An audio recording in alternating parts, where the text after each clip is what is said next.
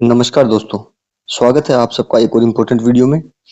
जब से आधार कार्ड का, पैन कार्ड का आपस में लिंक हुआ है और फाइनेंशियल ट्रांजैक्शंस जितनी भी हैं, वो गवर्नमेंट ने ट्रैक करनी स्टार्ट की है, तो आपने देखा भी होगा और ऑब्जर्व किया होगा कि इनकम टैक्स डिपार्टमेंट एक्टिव हो गया है। कोई इनकम टैक्स के इस तरह के नोटिस ना आए, उनसे बचने के लिए आपको कुछ बातों की ध्यान देने की बहुत ज़रूरत है, जो आमतौर पर बहुत लोगों को नहीं पता होती हैं और वो अनजाने में ये गलतियाँ कर बैठते हैं और उसके बाद में उनको इनकम टैक्स का नोटिस आता है और नोटिस आने के बाद नोटिस में एक्सप्लेनेशन कर देना पड़ता है और बहुत लोग होते हैं जो एक्सप्लेन कर नहीं पाते हैं ढंग से और उनको पेनल्टी या फिर बाकी प्रोसेस से गुजरना पड़ता है। तो आज की इस इंपॉर्टेंट वीडियो में हम बात करेंगे क्या इंपॉर्टेंट जो चीजें हैं, ट्रांजैक्शंस हैं जो आपको नहीं करनी है ताकि आपको अपनी लाइफ में इनकम टैक्स के नोटिस का सामना ना करना पड़े इस फाइनेंशियल ईयर में। तो सबसे पहला जो हमें जो ध्यान देने की जरूरत है वो है कैश डिपॉजिट के बारे में। कैश डिपॉजिट यानी कि अगर आपने अपने सेविंग अकाउंट है, उस सेविंग अकाउंट में 1 साल में 10 लाख से ज्यादा का कैश डिपॉजिट किया है, आपको यहाँ पे ध्यान देने की बात है कैश डिपॉजिट होना चाहिए। यानी कि एक बार में आपने कैश डिपॉजिट किया और सेविंग अकाउंट में आपने 10 लाख से ज्यादा का डिपॉजिट किया है, तो उस टाइम में आपका जो ट्रांजेक्शन है वो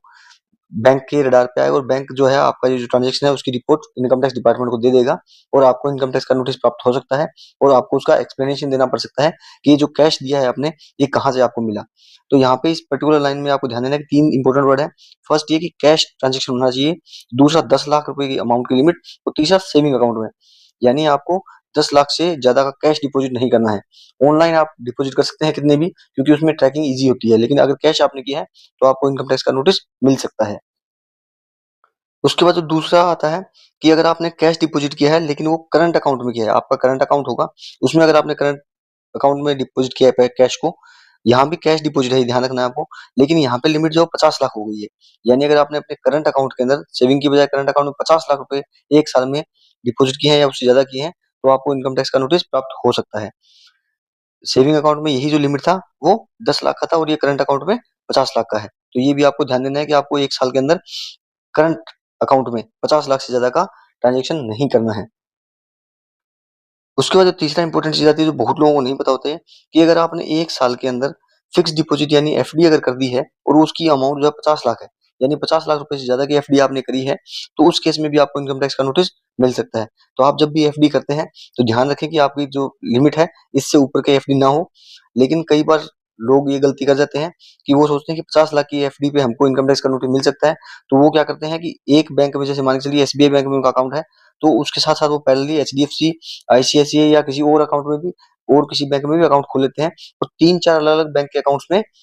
अलग-अलग बैंक्स में अपना अकाउंट खोल लेते हैं और उसके बाद सब में 10-10 लाख की एफडी कर देते हैं और सोचते हैं कि उससे इनकम टैक्स का नोटिस नहीं मिलेगा। लेकिन आपको यहाँ पे इंपॉर्टेंट बात ध्यान देनी है कि हमने पहले ही बात की थी कि जिस जिस दिन से पैन लिंक हुआ है, पैन और आधार, तो आपका जब बैंक अकाउंट खुलता है तो पैन और आधार लिंक होते हैं। तो सारे जितने आपके बैंक हैं वो एक साथ लिंक होते हैं और जितने भी आप एफडी कराएंगे सभी बैंकों के आपके नाम के अंडर, वो सब एक ही अकाउंट के अंडर ट्रांजेक्शन में शो करेगी। तो अगर आपने 5 अकाउंट में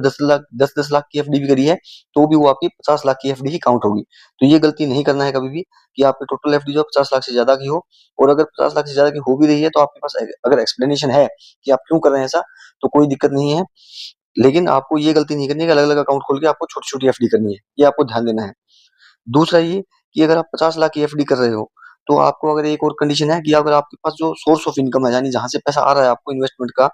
या जो सोर्स ऑफ इनकम है वो सिर्फ एफडी का पैसा ही है, इसके अलावा आपको कोई नौकरी नहीं है या और कहीं से आपका सोर्स ऑफ इनकम नहीं है, तो उस केस में आप एफडी 50 लाख से ज्यादा की भी कर सकते हैं और आप इनकम टैक्स को आसानी से जवाब दे सकते हैं। उसके बाद जो नेक्स्ट चौथा पॉइंट आता है वो आता है कि अगर आपने प्रॉपर्टी परचेज करी है या सेल करी है, यानी बाई या सेल दोनों ही केस में अगर आपने 30 लाख से ज्यादा की प्रॉपर्टी की वैल्यू है और उसको बाई या सेल किया है 1 साल के अंदर, तो उस केस में भी आपको इनकम टैक्स का नोटिस मिल सकता है। तो आपको ये भी ध्यान देने की जरूरत है कि यहाँ पे प्रॉपर्टी जो है जिसकी वैल्यू 30 लाख से ज्यादा है, उसको 1 साल में अगर आप बाई या सेल कर रहे हैं तब आपको इनकम टैक्स का नोटिस मिल सकता है। उसके बाद जो नेक्स्ट कैटेगरी आती है जहां आपको ध्यान रखना है वो ये है कि अगर आप 1 साल के अंदर म्यूचुअल फंड या शेयर में यानी इक्विटी में ट्रांजेक्शन करते हैं और इन्वेस्टमेंट करते हैं और उसकी वैल्यू 10 लाख से ज्यादा की है, 1 साल में आप 10 लाख से ज्यादा के म्यूचुअल फंड के यूनिट्स खरीदते हैं या शेयर खरीदते हैं, तो उस केस में भी आपको इनकम टैक्स का नोटिस मिल सकता है। लेकिन यहाँ पे भी ये जो ट्रांजेक्शन है वो कैश में होनी चाहिए। यानी अगर आपने कैश में पेमेंट किया है और म्यूचुअल फंड को या शेयर को परचेज किया है, तो उस केस में भी आपको इनकम टैक्स का नोटिस मिलेगा। अगर आपका ऑनलाइन ट्रांजेक्शन हो रहा है तो इतनी दिक्कत नहीं आएगी, क्योंकि उसके लिए अलग-अलग गवर्नमेंट्स के रूल हैं, अलग-अलग डिपार्टमेंट के हिसाब से। तो आप जाके चेक कर सकते हैं। लेकिन अगर कैश में आपने 10 लाख से ज्यादा का यूनिट्स परचेज किए हैं या शेयर परचेज किए हैं तो आपको इनकम टैक्स का नोटिस मिल सकता है। उसके बाद जो नेक्स्ट कैटेगरी आती है वो बहुत इंपॉर्टेंट है, क्योंकि आजकल मैक्सिमम लोग क्रेडिट कार्ड का इस्तेमाल करते हैं, लेकिन अनजाने में ये गलतियां कर देते हैं। तो अगर आपका क्रेडिट कार्ड का बिल है, वो टोटल अगर पूरे साल के अंदर 10 लाख से ज्यादा का बन गया है और आपने 10 लाख का बिल पेमेंट कर दिया है, तो उस केस में आपका जो है इनकम टैक्स का नोटिस आपको मिल सकता है। चाहे वो बिल आपने कैसे भी किया, ऑनलाइन हो ऑफलाइन हो कैसे भी, लेकिन आपने अगर 10 लाख का क्रेडिट कार्ड का बिल आपका जनरेट हो रहा है तो उस केस में आपको नोटिस मिल सकता है। दूसरा ये है कि अगर क्रेडिट कार्ड का बिल आपने 1 लाख रुपए से ज़्यादा पे किया है, लेकिन वो कैश में पे किया है, यानी आपका किसी महीने का बिल आया, वो 1 लाख से ज़्यादा आया, लेकिन आपने ऑनलाइन पे करने की बजाय आपने उसको कैश में पे किया, तो उस केस में भी आपको इनकम टैक्स का नोटिस मिल सकता है। अब क्योंकि क्रेडिट कार्ड बहुत सारे लोग इस्तेमाल करते हैं, तो आपके लिए ये जानना बहुत ज़रूरी है, जो बहुत लोगों को नहीं पता होता है।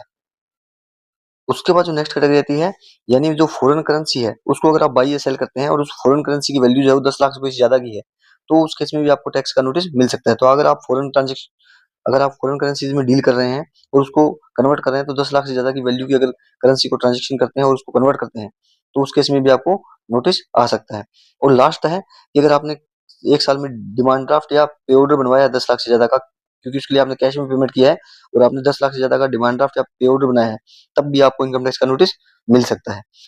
तो इस वीडियो में हमने 8 से 9 इंपॉर्टेंट ट्रांजैक्शंस के बारे में बात की, जो आपको नहीं करनी है, और स्पेशली कैश ट्रांजैक्शंस के बारे में। क्योंकि क्या होता है कि जब आप ये ट्रांजैक्शन कर देते हैं या हैवी अमाउंट की ट्रांजैक्शन कर देते हैं, तो आप इनकम टैक्स की रडार में आ जाते हैं, और जब रडार में आते हैं तो इनकम टैक्स आपको